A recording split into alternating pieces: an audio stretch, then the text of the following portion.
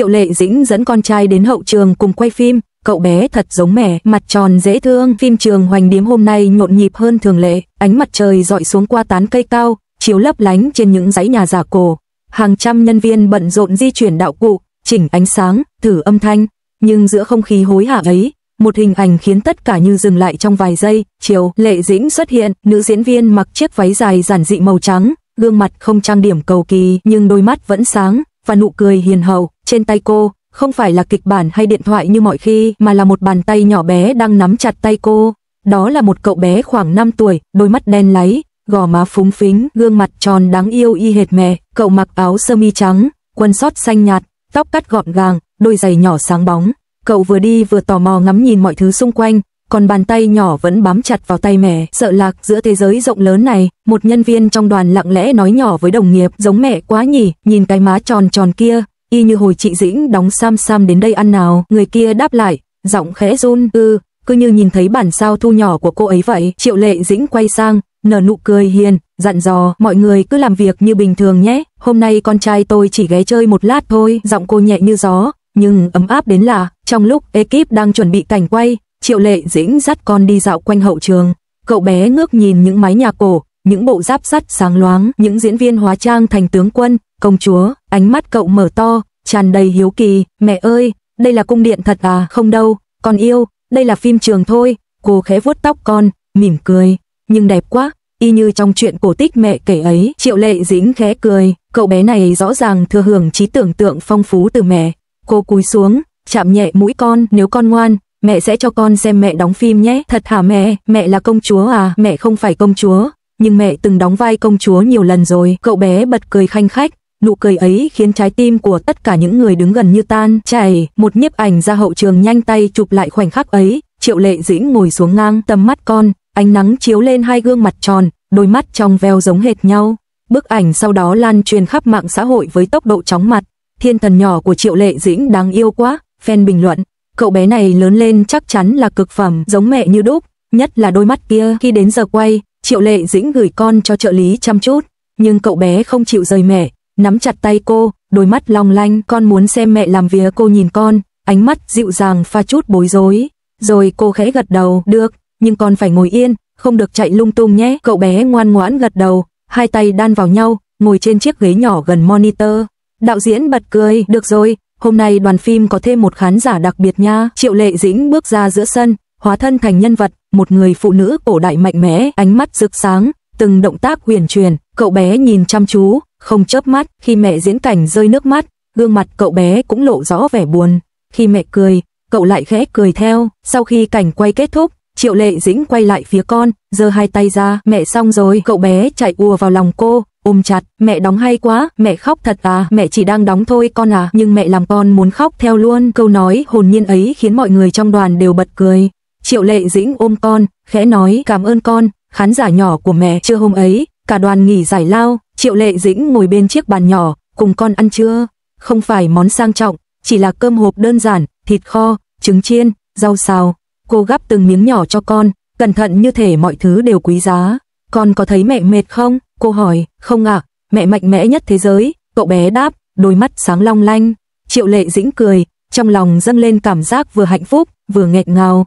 Cô từng nghĩ, sau khi ly hôn, mình sẽ mãi một mình, nhưng từ khi có con, cô hiểu ra rằng, có một người nhỏ bé đang nhìn mình như siêu anh hùng, và vì ánh mắt đó, cô không thể gục ngã. Cô nói khẽ, gần như tự nhủ, mẹ sẽ luôn cố gắng, vì con. Buổi chiều hôm đó, một vài bức ảnh hậu trường bị rò rỉ lên mạng.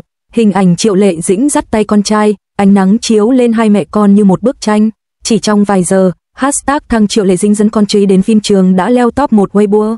Bình luận dồn dập, trông bé giống mẹ quá, từ ánh mắt đến nụ cười. Thật hạnh phúc khi thấy cô ấy bình yên như vậy. Mong rằng Dĩnh Dĩnh và con luôn vui vẻ, bình an. Dù Triệu Lệ Dĩnh không lên tiếng, nhưng qua nguồn tin thân cận, người ta biết rằng cô chỉ muốn con hiểu được thế giới của mẹ, nơi mẹ làm việc, cống hiến và được yêu thương. Cô không muốn con lớn lên trong sự tò mò của dư luận, mà trong tình yêu và niềm tự hào.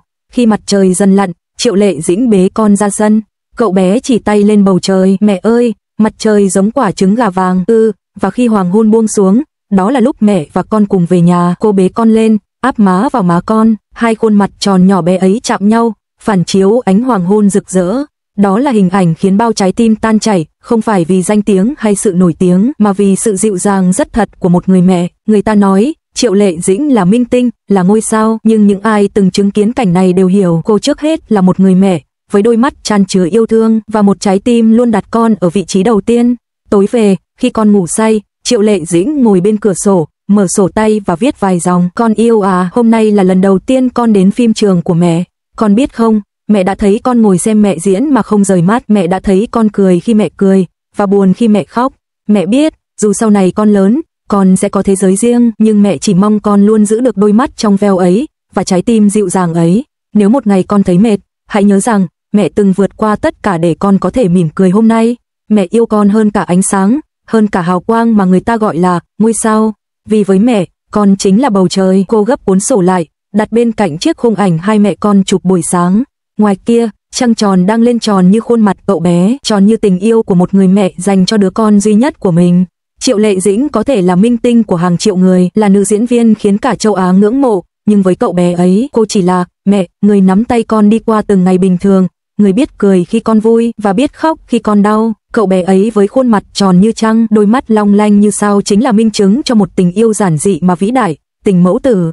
Và trong khoảnh khắc hai mẹ con rời phim trường, nắm tay nhau bước vào hoàng hôn, người ta hiểu rằng có những hạnh phúc không cần ồn ào, chỉ cần lặng lẽ tồn tại cũng đủ khiến cả thế giới mỉm cười. Buổi sáng hôm ấy, ánh nắng chiếu xuyên qua khung cửa kính của phim trường Hoành Điếm, nơi Triệu Lệ Dĩnh đang ghi hình cho bộ phim mới, không khí náo nhiệt, ekip chuẩn bị đạo cụ, ánh sáng, máy quay. Thế nhưng, điều khiến cả đoàn phim chú ý hôm nay không phải là cảnh quay hoành tráng, mà là sự xuất hiện của một cậu bé nhỏ nhắn, má phúng phính, đôi mắt đen tròn như hai hạt nho, nắm chặt tay mẹ mình Triệu Lệ Dĩnh. Ai nấy đều ngỡ ngàng, đây là con trai của Lệ Dĩnh sao? Không ai nghĩ rằng cô lại chọn mang con đến phim trường, bởi từ trước tới nay Triệu Lệ Dĩnh luôn rất kín tiếng trong việc bảo vệ con trai. Nhưng hôm nay, dường như cô đã muốn cậu bé hiểu thêm về thế giới của mẹ nơi ánh đèn rực rỡ, những vai diễn sống động, và cả những giây phút mẹ phải sống trong hình hài của người khác. Cậu bé trông thật đáng yêu, chiếc mũ len màu be che đi mái tóc mềm, đôi má bánh bao hồng hồng như được nắng sưởi, còn ánh mắt thì sáng trong hệt như mẹ. Cậu khẽ nắm góc áo của Lệ Dĩnh, tò mò nhìn xung quanh, chốc chốc lại nhoẻn miệng cười, nụ cười làm cả ekip tan chảy. Một nhân viên hậu trường kể lại cậu bé ngoan lắm, không quấy khóc, chỉ lặng lẽ ngồi bên mẹ, nhìn mẹ diễn. Khi đạo diễn hô, cắt, bé chạy lại, đưa chai nước cho mẹ rồi nói khẽ, mẹ ơi, mẹ mệt không? Triệu Lệ Dĩnh khẽ cúi xuống, ôm con vào lòng, giọng cô dịu dàng như làn gió mùa thu. Không sao đâu, mẹ ổn, có con ở đây, mẹ khỏe hơn rồi. Cảnh tượng ấy khiến ai nấy đều xúc động, bởi trong đôi mắt cô ánh lên niềm hạnh phúc giản đơn mà sâu thẳm. Không còn là ngôi sao đứng giữa hào quang, không còn là người phụ nữ mạnh mẽ sau ly hôn, mà là một người mẹ bình dị đang tận hưởng giây phút yêu thương thuần khiết nhất đời mình. Người hâm mộ khi nhìn thấy bức ảnh chụp lén từ hậu trường đã không khỏi ngỡ ngàng. Dù chỉ thấy nửa mặt, nhưng cậu bé có gương mặt tròn xoe, đôi mắt to, sống mũi nhỏ xinh và nụ cười hiền hệt như Triệu Lệ Dĩnh thuở nhỏ. Một fan bình luận, nhìn bé là biết ngay con của Lệ Dĩnh rồi, đôi mắt ấy ánh lên sự hiền lành và thông minh như mẹ. Trên mạng xã hội, những bức ảnh nhanh chóng lan truyền, kèm theo những dòng cảm thán, cậu bé như một bản sao thu nhỏ của mẹ vậy, thật đáng yêu. Nhìn thôi đã thấy ấm lòng. Không ít người cảm thấy xúc động khi chứng kiến khoảnh khắc mẹ con họ cùng nhau bước ra khỏi phim trường. Triệu Lệ Dĩnh khẽ nắm tay con, vừa đi vừa cúi người hỏi chuyện, nụ cười trên môi cô nhẹ tựa gió. Có lẽ sau bao năm làm mẹ đơn thân, cô đã học cách tìm niềm vui trong những điều nhỏ bé, một nụ cười của con, một cái ôm sau buổi quay dài, hay chỉ là cảm giác bé con ngồi trong lòng mình. Thủ thỉ, con thương mẹ lắm. Trong giờ nghỉ, cậu bé ngồi bên chiếc ghế gỗ nhỏ, vừa ăn bánh quy vừa ngắm mẹ quay phim. Cậu bé hỏi một nhân viên, mẹ cháu đang làm gì thế à? Mẹ đang đóng vai một người rất dũng cảm đó. Cậu bé gật đầu, đôi mắt tròn long lanh, mẹ cháu thật giỏi. Khi nghe kể lại, Triệu Lệ Dĩnh chỉ khẽ cười, nhưng đôi mắt cô ánh lên niềm xúc động. Đối với cô, mọi lời khen từ khán giả, mọi giải thưởng, danh tiếng đều không thể so sánh được với ba chữ mẹ thật giỏi từ con trai. Nhiều năm qua, dù bận rộn với công việc, Lệ Dĩnh vẫn cố gắng sắp xếp thời gian dành cho con. Cô từng chia sẻ trong một cuộc phỏng vấn ngắn, tôi không muốn con cảm thấy thiếu vắng tình thương chỉ vì mẹ là người của công chúng.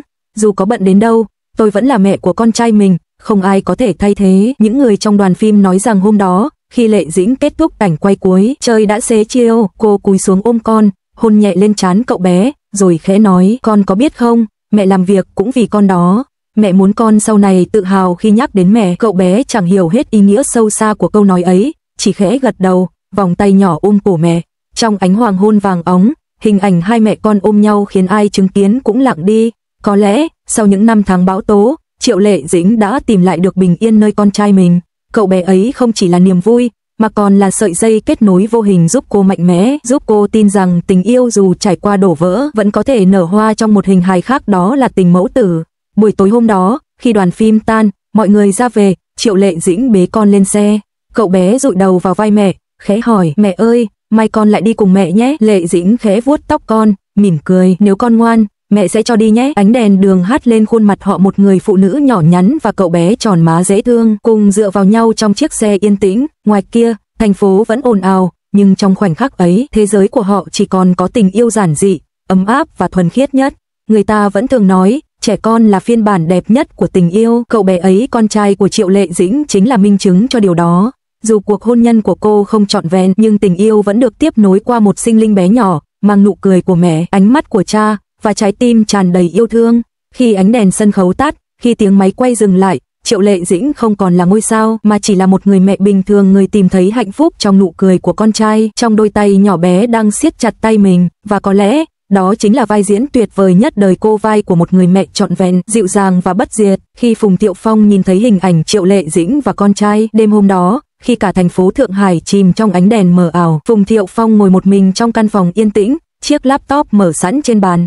Anh vô tình nhìn thấy dòng tiêu đề trên mạng xã hội Weibo đang nổ tung. Triệu Lệ Dĩnh dẫn con trai đến hậu trường quay phim, cậu bé tròn má, giống mẹ như đúc. Bức ảnh chụp lén lan truyền nhanh chóng. Trong ảnh, Triệu Lệ Dĩnh cúi người cài lại áo cho con, mái tóc buộc thấp, nụ cười dịu dàng hệt như bao năm trước. Bên cạnh cô, cậu bé nhỏ má phúng phính, ánh mắt sáng rỡ, đôi môi cong nhẹ khi ngẩng nhìn mẹ. Nụ cười ấy khiến tim Phùng Thiệu Phong khẽ nhói.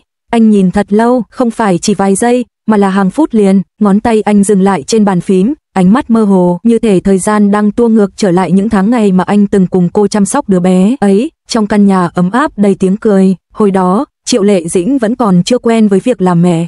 Mỗi lần con quấy khóc, cô lại bối rối, còn anh thì luôn đứng sau, nhẹ nhàng bế con, nói, em nghỉ đi, để anh dỗ. Cậu bé ấy ngày nào còn nằm trong vòng tay anh, nhỏ bé như một thiên thần, giờ đã biết chảy, biết cười, biết bám lấy mẹ. Và hôm nay, khi anh nhìn thấy hình ảnh ấy, lòng anh lại ngập tràn một cảm giác vừa ngọt ngào vừa đau đớn. Trong khoảnh khắc ấy, tiếng cười trong quá khứ như vang lên bên tai anh. Anh nhớ có lần, khi con tập đi, Triệu Lệ Dĩnh cười rạng rỡ, giơ máy quay ghi lại từng bước chập chững đầu tiên. Anh đứng bên cạnh, giang tay đỡ, và khi con ngã, cả hai cùng bật cười. Anh thấy chưa? Cô nói, con trai chúng ta giống anh đấy, mạnh mẽ lắm. Phùng Thiệu Phong lúc ấy chỉ cười, khẽ vuốt mái tóc cô, nói nhỏ, giống em thì đúng hơn, ngoan và kiên cường. Giờ đây, khi ký ức ấy hiện về, anh mới nhận ra, có những khoảnh khắc tưởng chừng bình thường lại trở thành vĩnh cửu trong tim. Anh khẽ thở dài, màn hình vẫn sáng, hình ảnh mẹ con họ vẫn ở đó. Anh cố gắng không chạm vào, không lưu lại, nhưng trái tim thì đã không còn bình tĩnh. Anh zoom khung hình lại, dừng ở khuôn mặt con trai, cặp mắt tròn đen ánh lên vẻ hồn nhiên, đôi môi nhỏ cười hệt cô, một nụ cười, hai gương mặt, và cả một quá khứ êm đềm. Sau khi xem hết những tấm ảnh, Phùng Thiệu Phong im lặng, anh không bình luận, không chia sẻ, cũng không nhấn like. Nhưng vài giờ sau, người quản lý phát hiện tài khoản phụ của anh âm thầm theo dõi một hashtag thăng Triệu Lệ Dĩnh về con trai thăng. Một hành động nhỏ, nhưng ai cũng hiểu, anh vẫn dõi theo, vẫn quan tâm, vẫn ở đó. Trong một cuộc phỏng vấn sau đó, khi được hỏi về tin tức này, Phùng Thiệu Phong chỉ mỉm cười nhẹ, trả lời bằng giọng khan khan, chân thật, tôi rất vui khi thấy con trai khỏe mạnh và hạnh phúc. Lệ Dĩnh là người mẹ tuyệt vời, tôi nợ cô ấy nhiều lắm. Người phóng viên im lặng, không hỏi thêm, bởi trong ánh mắt anh khi ấy đã chứa quá nhiều điều, tình yêu, nỗi nhớ và cả niềm hối tiếc. Đêm đó, anh lấy giấy và bút, ngồi bên cửa sổ, ánh đèn mờ rọi lên khuôn mặt trầm tư. Anh viết một lá thư không gửi cho ai, chỉ để trải lòng. Lệ Dĩnh à, hôm nay anh thấy hai mẹ con trên mạng, con lớn rồi, ngoan và giống em quá. Anh vui khi thấy em cười, dù nụ cười ấy không còn dành cho anh nữa. Anh nhớ lần đầu anh dạy con gọi bố, tiếng gọi ấy đến giờ vẫn vang trong đầu anh mỗi khi đêm xuống. Có lẽ anh không còn tư cách để đứng cạnh em nữa, nhưng nếu được, anh vẫn muốn bảo vệ em và con dù chỉ từ xa. Có người nói tình yêu hết rồi thì hãy quên đi, nhưng anh biết, có những tình yêu không cần tồn tại trong hiện tại, vẫn có thể sống mãi trong ký ức. Em chính là ký ức đẹp nhất của anh. Anh gấp lá thư lại, đặt vào ngăn kéo, không gửi. Nhưng từ giây phút ấy, lòng anh nhẹ hơn, như vừa được nói ra điều đã giữ trong tim suốt bao năm. Ngày hôm sau, trong buổi họp báo quảng bá phim mới, Phùng Thiệu Phong được hỏi nếu có thể quay lại một khoảnh khắc trong đời, anh muốn quay lại khi nào. Anh trầm ngâm một lúc, rồi trả lời, có lẽ là lúc tôi đang vẽ lông mày cho cô ấy. Câu trả lời khiến cả hội trường lặng đi, anh mỉm cười, ánh mắt xa xăm, bởi khi ấy, tôi thấy cô ấy cười, một nụ cười thật, không diễn, không gượng, và với tôi, chỉ cần nhìn thấy người mình thương hạnh phúc, thế là đủ. Phía dưới khán đài, ai đó bật khóc, bởi họ hiểu đó là tình yêu đã hóa thành ký ức, là bông hoa đã nở trong tim anh, dù thời gian có trôi, vẫn không tàn. Tình yêu của Phùng Thiệu Phong và Triệu Lệ Dĩnh có thể đã kết thúc trên giấy tờ, nhưng trong lòng anh, nó chưa bao giờ khép lại. Anh không còn ở bên cạnh cô, nhưng vẫn dõi theo, vẫn nhớ, vẫn thương như một cách yêu khác, thầm lặng nhưng bền bỉ. Cậu bé đứa con chung của họ chính là minh chứng cho tình yêu ấy, sống động, thuần khiết và vĩnh cửu. Và có lẽ, với Phùng Thiệu Phong, chỉ cần nhìn thấy hai mẹ con mỉm cười, chỉ cần biết họ bình yên, thì trái tim anh dù cô độc vẫn thấy đủ đầy. Bởi tình yêu thật sự, đôi khi không cần sở hữu, chỉ cần được tồn tại như một đóa hoa không bao giờ tàn trong tim.